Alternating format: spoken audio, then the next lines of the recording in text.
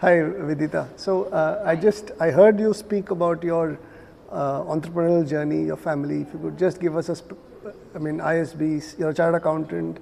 Now you're based in Surat, and you're also. So can you just tell me a little bit about your journey? So my entrepreneurial journey actually started about 3 years ago, and we launched the brand 2.5 years ago.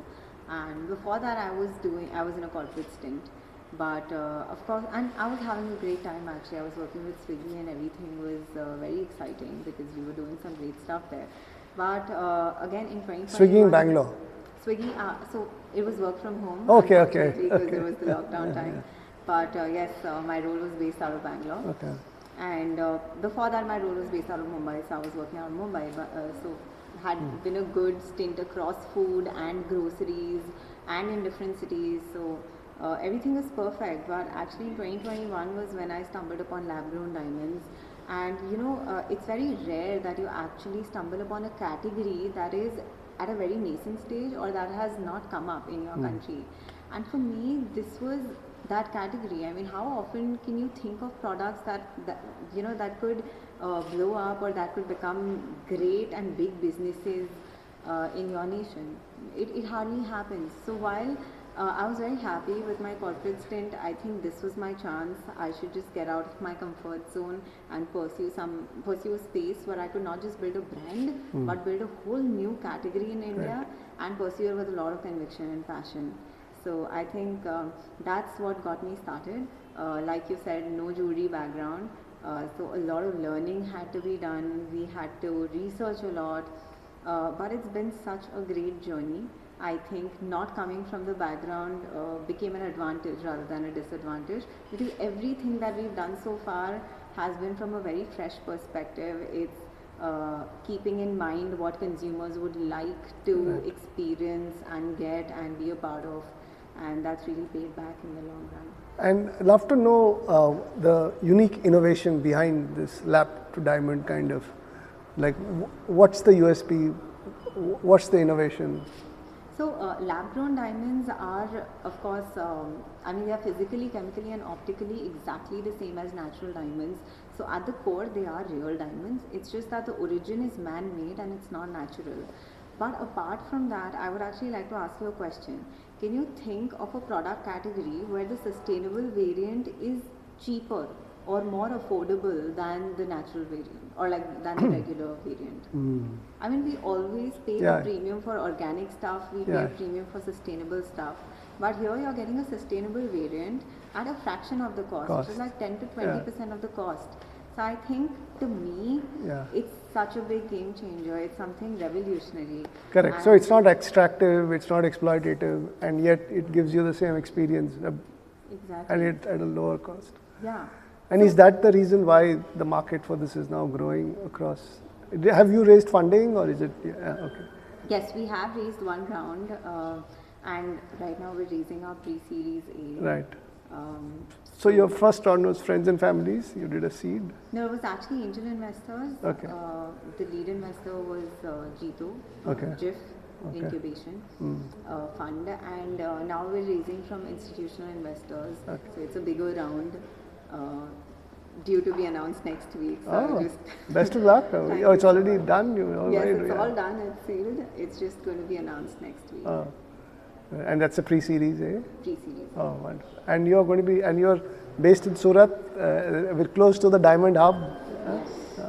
Yeah, so that really helps. Honestly, it was a coincidence because I got married to someone who was based in Surat, and of course, I got the idea and I got to know about the product through my husband because he stays in Surat, so he knew about lab-grown diamonds, but I never did. And one thing led to the other. I was in Surat, super close to the supply side. I thought this was just a great sign. I should just start because everything was just falling in place. So it's actually a great advantage that I'm close to the supply absolutely. market. I think it's. I have a complete grip of the market. And the domain expertise is highly concentrated in that area, right? Absolutely. Your husband is also in this business, no? Not at all. And how big is your team now? So in Calcutta, our headquarters has 100 people. Oh, okay. And then of course we have store teams in 5 other cities. So we're So you've about- gone retail also.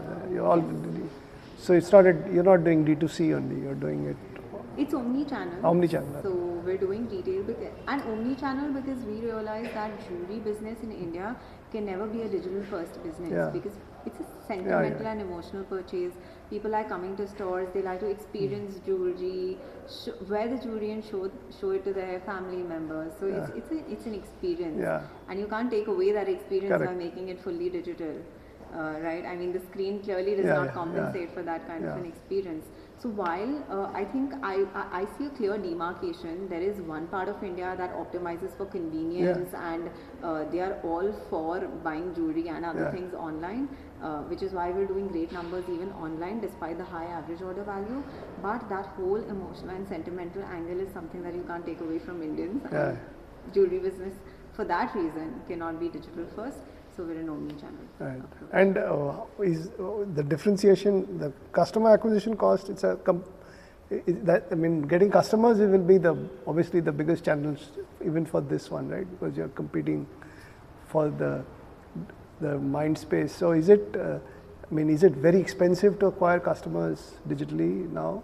Is it increased? Actually, no. No. Okay. No, because I think what really works in the jewelry space is trust and transparency, right? People purchase from Tanishq because they know that it holds the promise of Tata. Yeah. And I think when we were building Jewelbox, one thing that we knew was we need to have the maximum level of transparency and credibility and have the right systems and processes for people to trust us. Yeah. And that is why we have all these things about certification, hallmarking, giving them a complete transparent breakup of how their jewelry was made, what is the proportion of different elements that goes into the making of the jewelry. And not just that, policies with respect to buyback, exchange, returns, getting great customer service, all of that is a part of customer experience. And you'll be surprised that once people purchase from us, the next order for at least 30% of our customer base comes in within the next 6 months, which is unheard of in the jewelry space. So I think cost of